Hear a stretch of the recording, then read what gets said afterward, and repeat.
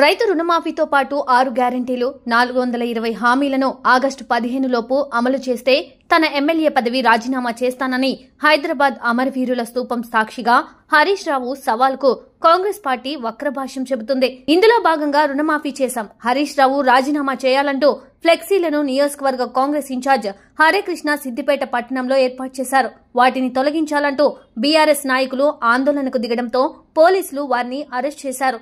దీంతో సిద్దిపేటలో అర్ధరాత్రి ఉద్రిక్తత నెలకొంది. కాగా కాంగ్రెస్ కు చెందిన గూండాలు ఎమ్మెల్యే క్యాంప్ ఆఫీస్పై దాడికి పాల్పడ్డారు.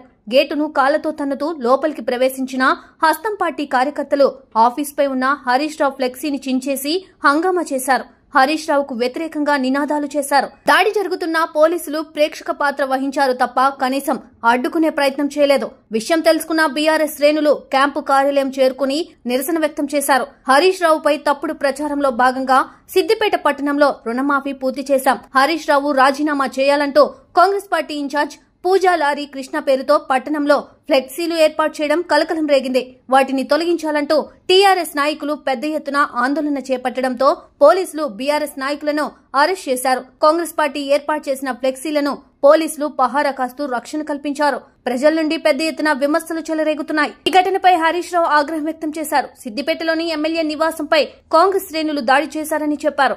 అర్ధరాత్రి కాంగ్రెస్ నేతల దాడి అన్యాయానికి నిదర్శనమన్నారు. తాళాలు పగలకొట్టి ఆస్తులు ధ్వంసం చేయడం అప్రజాస్వామికమన్నారు. దాడిని ఆపకుండా నిందితులకు పోలీసులే రక్షణ కల్పించినట్లుందని విమర్శించారు. ఎమ్మెల్యేకే భద్రత లేకపోతే పౌరులకు భరోసా ఏదని ప్రశ్నించారు. దాడి ఘటనపై డీజీపీ చర్యలు తీసుకోవాలని ఆయన డిమాండ్ చేశారు.